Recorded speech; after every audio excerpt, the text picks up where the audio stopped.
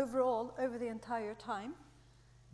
And you can see that the median survival for patients, and we have here compared them with controls, is about twice as long for the controls compared to the patients. And these are the men, and similarly for the women. And of course, you can see quite a lot longer remaining lifetime in women compared to in men. So what does this mean in terms of new fractures? Because that's one of the parts that comes afterwards.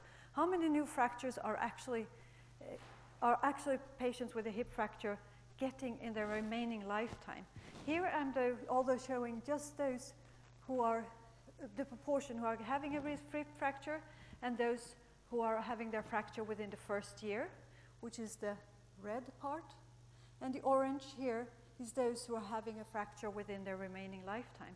But I've also added the data on mortality. So of course, mortality is a competing event with the risk of new fractures. And as you see here, mortality is quite low, so you have a much higher risk of new fractures the younger you are when you suffer a hip fracture. And this is true both for men and women. This will also make differences of how we target prevention of new fractures afterwards.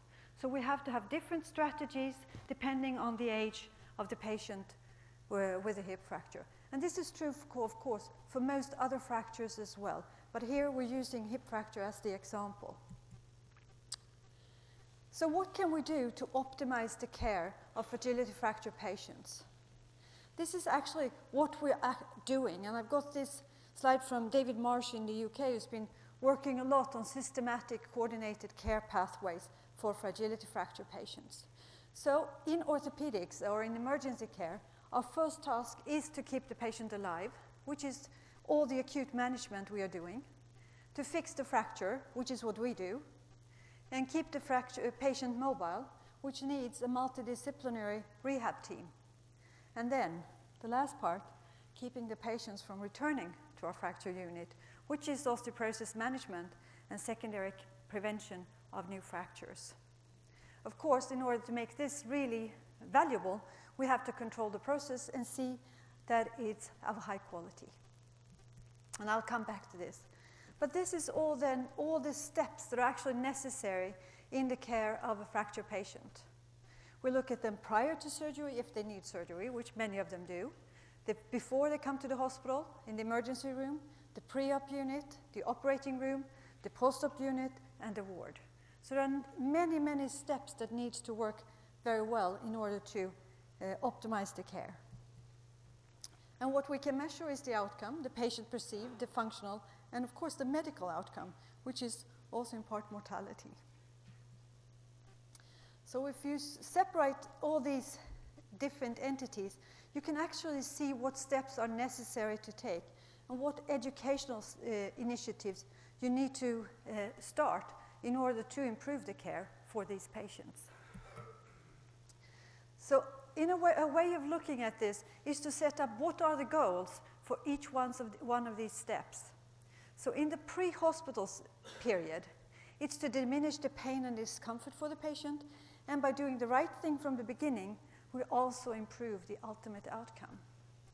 And that's at the place of the injury and during transportation. In the emergency room, we set up a new goal. It's to adequately and rapidly assess the patient's background, current health state, in order to diminish the risk of deterioration of health from the fracture. Because we know that delays already in the emergency room, we know that some patients have been waiting for more than the 4 hours that are now stipulated, up to 8 hours before they've even seen by anyone. And I think that everyone who's been working for some time before we've had fracture pathways have seen these ladies still in their own clothes and not well taken care of before the doctor comes in. And this takes a number of steps that needs to be done, mostly by the doctor, but also by others. And pre-diagnosis, we of course have already to do pain management, oxygen, fluids, prophylaxis. It should start already there. And I think this is already incorporated in many of those places where you have a pathway, mainly for hip fracture, but it needs to be also done for all the other fracture patients. So after diagnosis, we have to optimize the patient for anesthesia and surgery, and with the expectation that surgery should be performed within 24 hours when it is possible. And you can know all the steps that you need to do and what you order for these patients within the emergency room. And sometimes, of course, this is the youngest doctors who are doing this. And of course, we need to train not only the younger doctors, but also nurses and everyone else who's in the emergency room, but also others who are involved in the care during this pathway. When it comes to surgery, we have to choose the optimal treatment method and to perform high-quality fracture surgery in a timely manner to enable functional restoration and avoidance of limitation from pain. That's our goal. That's why we're doing this. And again, we know there are room for improvement in many of these areas for all of these patients. One of them is anesthesia. We know that we have already made great advances and we can operate on much older patients than we could before. However, at the same time, it's always been the youngest orthopedic surgeon who's been taking care of these patients, or it's also been the youngest anesthesiologist, where you actually have a patient who is more frail than a patient in elective surgery overall. So even here, anesthesia needs to be educated about these patients.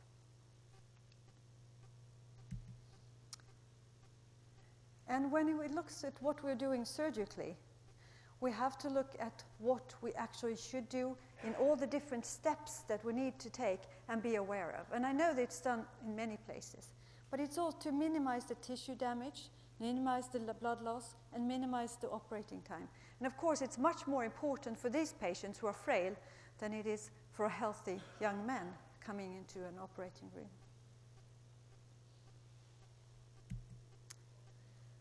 We have seen many advances in the technology of surgery, but still I think there is a lack of implants, or there is a development that are specifically made for frail bone. And unless you understand frail bone, it's very difficult to have optimal implants. I'm just going to show you how you can look at this. This is the proximal femur of a 20-year-old, and this is an 80-year-old. This is what one of the screws and plates that we are commonly using. So if you use the same dimension of a screw for both of these, what happens?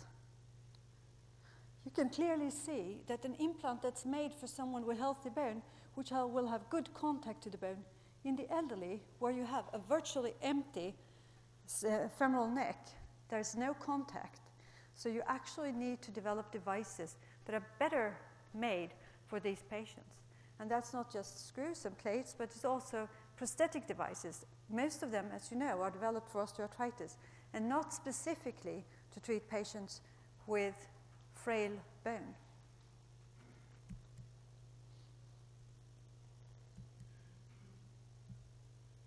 So the bone quality do not match the implants, and that's what we have to tell the providers and to work on further. And as you know, we have changed in our treatment. We are now doing more hip arthroplasty than for intercapsular fractures. Then we're doing treatment with different variations of pins. And this is data from Sweden and the hip register by Lennartsson and Rugmark. And you can see that there's actually doing as well or better when you have an arthroplasty. And this is also shown here. But you also can see in this illustration from the register that the revision rate is higher for hip fracture patients, which mirror that they're frailer, but also that maybe we need better implants. Nevertheless, the results are much better than using the pins. So the in-hospital postoperative care has another target. It's to ensure maximum postoperative well-being with avoidance of cardiovascular, infectious, and other complications to allow for early mobilization. As long as we know why we're doing things, it's easier to teach everyone what you're supposed to do. And that, of course, do not only involve doctors, but also nurses and all others who are involved in the care. And this is where we come into the multidisciplinary team, which I think is essential for us to understand. And one way of making sure that we're doing the right thing from the beginning is to have standardized care plans, which I know are in existence, but I also know there are many places where you don't have that. And it's a way of thinking through the process and deciding what's essential. And of course, the postoperative care involves a number of things that can happen to these patients. From pain management, which I know is something for these patients is difficult and inadequate. And actually, when I've looked at vertebral fractures, there's very few studies actually evaluating what is the best pain management for an older person. There are no randomized trials. There's no one who knows if you should have what the time span should be when you give the tablets, for example, or how much morphine you can use. No one has actually studied it, so I think there is much to be done for these patients. Next step is discharge from an acute care unit. This varies a lot. Some patients stay in the acute care, trauma unit or orthopedic unit, while others are moved directly over to a geriatric care or to rehab units. But again, you have to have advanced planning, consider the options, and consider the home and family situation. Again, information is important to the patient, to the family, to the caregivers, and to the family doctor, so they actually know that the patient has been treated at the unit. And going back to pain medication, one of the things that you often see is missing is that the patients stay on pain medication, quite high doses, for a very long time, because it's forgotten that you have to continue to monitor how much they actually need. And if they continue to take pain medication, they might fall again. So the last part is rehabilitation, prevention of new fractures, and discharge from the post-fracture living. When I talk to people who are mainly working with osteoporosis, they forget the entire process that I have taken you through here. But I think that if we in orthopedics are treating the fractures well, that's a prerequisite for maintaining quality of life. And that always needs to be highlighted, that this is an essential part of osteoporosis management or fragility fracture management. Of course, you all know it, but it's important for others to know. So then I'll show you this picture, and now we're coming back to keeping the patient from returning to our fracture care unit and osteoporosis management and fracture secondary prevention, which also has a number of different components. And if nothing else, they need to be initiated systematically in the orthopedic unit or where you care for the patient after surgery. Because if it's not done there, we can't ensure that it's done later.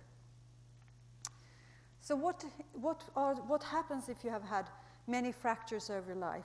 This is normally what they look like. You get a distal radius fracture, vertebral fracture, proximal humerus fractures, and last fracture is the hip fracture. And this is a way of assessing morbidity, quality of life. And for each fracture, your quality of life will diminish. And this is a study that's been done previously assessing this at the different time points. This is the distribution of the population in Sweden. In 2009, we had 18.2% of the population that were over the age of 65 years currently. And we are expecting that by 2025, we will reach close to 25% being over the age of 65. And in terms of fractures, these are the high-risk patients because fractures increase with age, as you know. So here I'll show you what happens at your what is the change in life expectancy in Sweden. I know that varies over the world. However, this is development, actually, what's happened in Sweden from 1750 for women and for men. So in 1750, our life expectancy was 37 years for women and 34 for men. And today, you see the increase that's just occurring within the past 50 years and the past 10 years. So just every 10 years, we're almost adding 1 year of expected lifetime for these patients, for ourselves, actually, so not even patients. But then what is the remaining lifetime? If you tie back to the pictures I showed you before, what is your survival after a hip fracture? Well, this is the overall, the average figures. So if you're a woman of 70 years today in Sweden, your remaining lifetime, expected lifetime, is 17 years. If you're 80, 9 years, which is quite substantial. If you're 90, 4.3. And for men, you can see it's shorter in all categories. And if you're 90 years old and a man, you have about 3.6 years in a remaining lifetime on average. And if you have had a fracture, it's shorter. But I'm showing this because you have to know this when you look at the interventions to prevent new fractures. What is meaningful? And I can already say that if you're thinking about using drugs that have a lag time before they reach full effect, you have to really consider if you reach this effect by a drug or not. So, are we doing what we should? And what do orthopedic surgeons know about osteoporosis? This is a survey that was done in a number of countries a few years back. And this is what is known about the frequency of referring for BMD after a fragility fracture. And I'm just putting in the line for you to make it easier to see how many are good at it and how many are less good. This is Germany, where it's quite common, Spain, Italy, and then you have the UK and the US, where very few are systematically referring their patients. And how knowledgeable do you feel about managing osteoporosis in your patient? You will see similar pictures. Actually, in Germany and Spain, people feel quite knowledgeable, while in France, not at all, and the UK and the US and New Zealand, very little. Italy is another country where many feel knowledgeable. So I still think there's room for improvement for all of us here in the management of these patients. We can also see what happens if they're treated for osteoporosis. This is just calcium and vitamin D. And at least there is an increase in the number who are treated after a fracture. But it's still, the majority of patients get no attention at all to the underlying bone disease for fracture. So then going into secondary prevention, we have to know that we are there. We're the ones who see the fracture, and the fracture is what is alerting us to do something. And if we do that, I think it will be quite easy, actually, but it's a matter of logistics. We should evaluate the fracture risk before performing, should be performed in all fracture patients. Investigation relevant to the patient and the expected outcome, which is also considering age, should be done. And intervention should be relevant to the patient and the expected outcome. That means that not all should have the same treatment, not all probably should have drugs.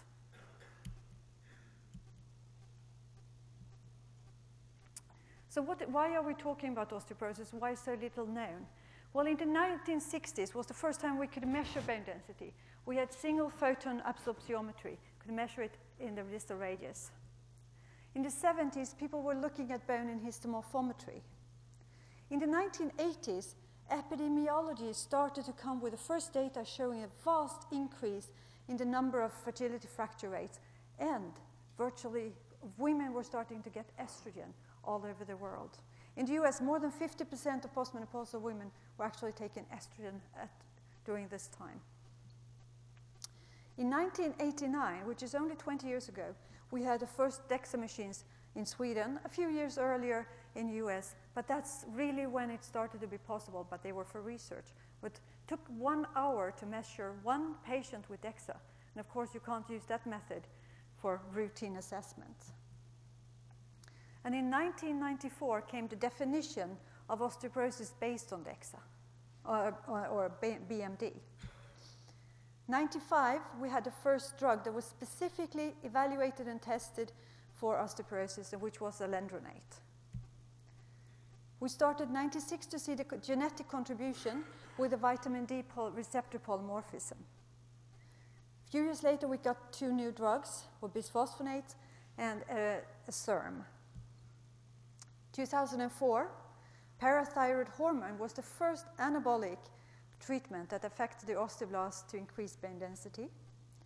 In 2008, we got a FRAX algorithm, a way of adding in all the risk factors for fracture, not only BMD, which was quite a step because for a while everyone believed that measurement was everything and all the other risk factors were not considered. And in 2009, we got the first drug that was applied molecular biology for fracture prevention, which is denosumab, which is similar to what's been used, for example, in cancer treatment, which is a totally different way of looking at treatments. And in 2010, we are beginning to see that hip fracture incidence is no longer increasing in developing countries. So this is, to me, the history or the development over time, and that's where we are today, and we have now the steps to take is to prevent fractures even better. And this is then what WHO has been providing us with different reports at different times, highlighting different things that were relevant at the time. But we're still not necessarily sure what should be the intervention thresholds and for whom and with what we should treat. I think you're all aware of DEXA measurement, which is one of the standards that we are using. It's necessary to monitor treatment. Not always necessary to initiate treatment, however. And it was, as I said, 1994 that we got the criteria for diagnosis of osteoporosis, where it's shown today that it is a bit difficult because you can't go only by the DEXA measurement. You have to add risk factors because, for example, not all hip fracture patients have osteoporosis. Actually, the majority of hip fracture patients have osteopenia, but the fact that they have had a fracture makes them have a very high risk for new fractures. And bone density develops and changes over time, but it is clear that if you have high peak bone mass, you're at less risk of fracture, which makes all men in this room at a clearly less risk of fracture than women, who are a bit lower from the beginning and at a higher risk. So skeletal size and many other aspects of the skeleton makes you more or less prone to have a fracture over time. In Sweden, we have osteoporosis, but the majority with osteoporosis are those in these age groups and where you have low bone density, and very few have normal bone density when you become older. On the other hand, when you're younger, very few have osteoporosis. So how do we use bone mineral density to translate it into fracture risk? And this is something that has been emerging over the past years, knowing that we shouldn't treat everyone with low bone density. So if you have low bone density, a score of -3, a T-score of -3, and you're 50 years old, your risk of a hip fracture is only 3, 4, 5%, very low. On the other hand, if you're 70 years of age, your risk is already 15%. So you have to match age with the measurement. And that's something that's beginning to make a difference because we're probably not treating as many young women anymore as there were for a period of time. Which also makes it obvious that bone density as a risk factor has lesser or greater importance for the fracture risk. So when we look at younger women with vertebral fractures, bone mineral density is essential to evaluate because the bone in the vertebra are trabecular bone and very high in turnover, and this is also where you can see the greatest effect of drugs. However, the older you are, the more prone you are to non-vertebral fractures, that is hip fracture, wrist fracture, proximal humerus fractures, other factors become more important than, which is, when we look at what we need to do afterwards, is an important knowledge. You all know this, the pathogenesis for fragility fractures, but only one part of it is osteoporosis. So we have to target all the other aspects as well, but bone mass, bone structure, and quality, actually it's only mass today we can measure. I think in the future we'll be able to do virtual biopsies, and then we'll get more information about the bone, but today that's all. Risk factors, I think you've seen them all. So some of them are for osteoporosis for the bone specifically, others are for the fractures. And osteoporosis, or poor bone quality, is a apart one risk factor for fracture. And I think it's helpful for your mind and what you do afterwards to separate them.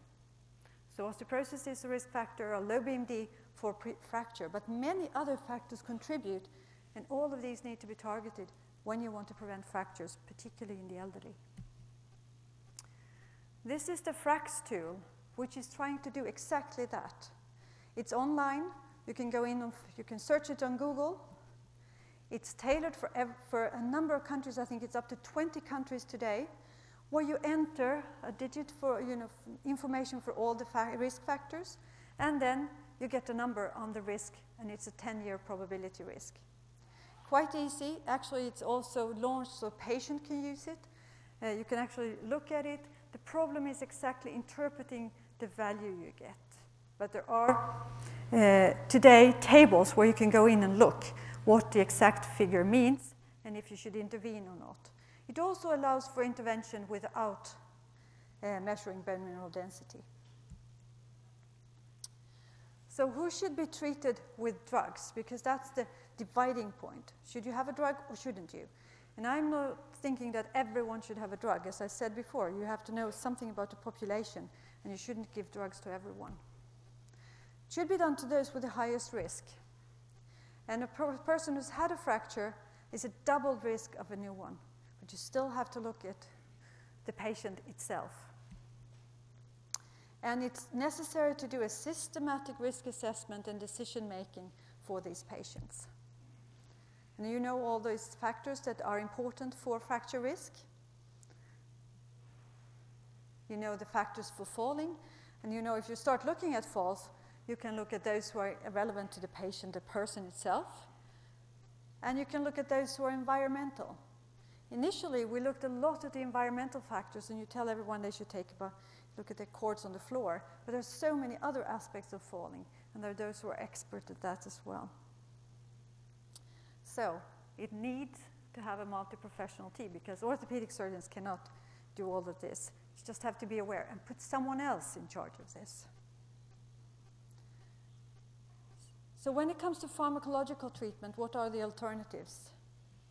We can, of course, work on the osteoclasts and on the osteoblasts. And it's turned out that it's much easier to make treatments that affect the osteoclast than the osteoblast.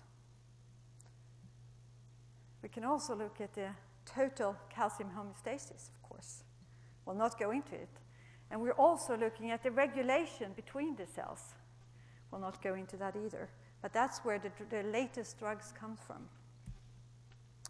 So these are the drugs that we have available today. And there has been the majority, and the first-line treatment is bisphosphonates. And the others are today regarded as second-line. But I think that will change over time. And calcium and vitamin D is, of course, the underlying extra drug that you give to everyone, because you have to have a good supply. And today it's clear that you need probably more vitamin D than you need calcium. In the pipeline, we have new, also acting on the mechanisms of signaling within the cells or between the cells. And I think in a few more years, we'll have more options, which is good, because not everyone can use bisphosphonates, as you might have already observed. How effective are these drugs? Well, for vertebral fractures, the majority of drugs are reducing the risk of a new fracture with 30 to 50%, which is quite good, particularly if you compare with other drugs, for example, for cardiovascular disease. And that's because the activity in the vertebra with the trabecular bone has such a much more bone turnover compared to when you look at cortical bone of the long bones. So we can't expect to have as good effect on long bones or hip fracture, proximal humerus fractures, etc. Because also the second part is that most of these other fractures are related to falls. And if we don't look at both aspects, we'll not reach as far as we can. So non-vertebral fractures, the efficacy varies between about 10% but up to 50%, depending on how you evaluate it. And it's quite similar between the drugs. You can use bisphosphonates for up to 10 years, but I think you've already heard about the subtrochanteric fractures that seem to be associated with bisphosphonates. It's a transverse fracture on the proximal femur, and it's still not absolutely clear what the association is or for how long you have to be treated. But for other purposes, you can use the drugs for a longer time, but today the recommendation is probably 5 to 6 years, and then make a gap into treatment and reevaluate the patient. There are problems with the oral bisphosphonates, the adherence and intolerance. And of course, that is a summary if you take the medication and understand how you're supposed to take the medication, and if you continue to take the medication as is said. Are you supposed to take a medication for 5 years? It's very hard for patients to understand to take a medication where you don't feel better at all, so why take it? They take a vacation. Just for giving you this, it's not for osteoporosis treatment, it's for all treatment, that 1 in 6 has perfect adherence. You take your medications every day the way you should. 1 in 6, nearly all doses, but a bit irregular. 1 in 6 miss a day or 2. 1 in 6 take a holiday 3 to 4 times a year. And 1 in 6 once a month. And 1 in 6, of course, tells the doctor that they take the medication, they've never taken it at all. So that's what it comes when it comes to drugs. And this is a particular problem with bisphosphonates. Many patients stop. Studies show that only 30% are continuing after 1 year. How can you be effective if you do that? So this is how the bisphosphonates work. They immobilize the osteoclast, and you get apoptosis. So one way of overcoming adherence was the yearly annual dosing intravenously with soletronate, which showed very good effect, equal to the oral medications. And of course, it's much easier for the patient. Once a year, you come in for an infusion. It takes 15 minutes. And it changed bone mineral density. But also, which was interesting, it's the first study that actually targeted hip fracture patients. And here you could see it did prevent new fractures in the hip fracture patient population. They were slightly younger, so they wasn't the oldest and the sickest, but they were all having an effect. And moreover, mortality was reduced. There were some adverse events. You get flu-like symptoms, which is overcome by giving paracetamol and fluids, and most of the patients do not feel very much of it. So we still need other drugs, and that's where we got the osteoprotegrin and denosumab, which is a completely different modality of using drugs for osteoporosis. You're actually targeting a mechanism, and you're using an antibody. And it's people by knowing where in the development of osteoclast that this rank ligand are active. And by blocking it, you actually reduce the number of fractures and you inhibit bone resorption. And this is what it looks like if you make a colorful picture of it. And it's been shown that it is effective for women with low bone density, where you see the normal curve with increasing bone density with treatment, and in women in preventing fractures, which is the only way of getting a drug approved for osteoporosis or prevention of fragility fractures, where it reduced the risk actually up to 68% of clinical fractures and 25% for non-vertebral fractures. So it seems to be quite effective. However, we have not used it very much yet because it was only registered in Sweden or in Europe in May of this year, and it's not fully priced yet. So if they are available, are they used? This is the data from Sweden that was released last year, where you can see that less than 30% of patients with a fragility fracture actually are getting any type of fracture treatment afterwards. For the majority, is around 20%. And it does include estrogen as well, so it's not fully covering it. We think that it's even less than what we see here. So even in Sweden with lots of fragility fractures, we're not treating our patients the way we intend to or know we should. And that's why it's essential to have a systematic approach to secondary fracture prevention. And they can be called a number of names, but they have to be listed on the priority also in the healthcare system and among those who are actually deciding where we should spend our money. This has been successfully done in the UK. They have a prevention package for falls and fracture care, a roadmap for a systematic approach. We others outside the UK, have to reinvent what needs to be done. And what they're doing, and actually what's done many places, is you start with hip fracture because you have many of them and the demands and the costs are high. Then you can also include all other patients and also, in total, all old people. On the other hand, if you start with all of the older people, it'll be much more difficult. And they're doing it, they have stratified it in different ways, and what types of way you identify risk patient in the different settings, in the acute care, with the liaison service in primary care, and case finding by general practitioners. It's easy, this is possible to find on the homepage for the NHS. And I'm about to conclude that we need to look at this as a multi-targeted fracture prevention program. We have to look at the bone, but we have to look at the falls, and we have to look at all the other aspects of these patients in order to prevent fractures. And here, we don't have to worry about those who have not had a fracture. We're worrying about those who have had a fracture. That's where we start. So we have to, this is what we are doing at our unit at the moment.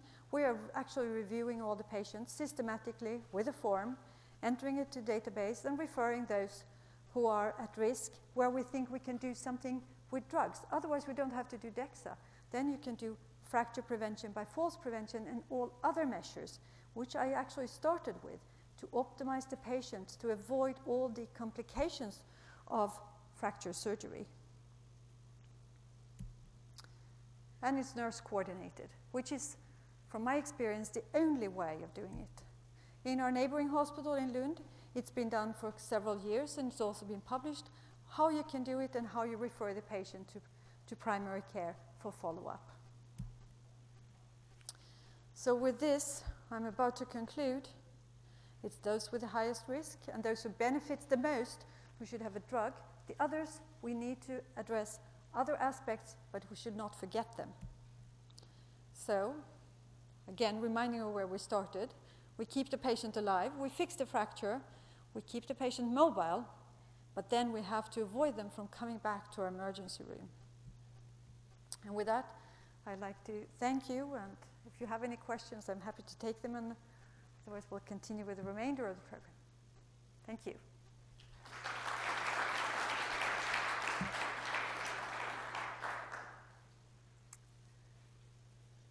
Do we have any comments or questions?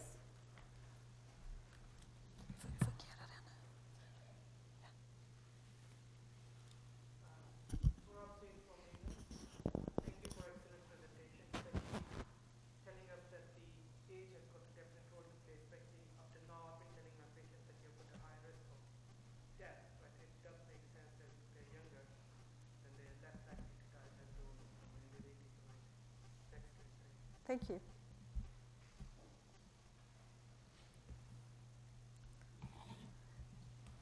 How many of you have a systematic system in place at your department?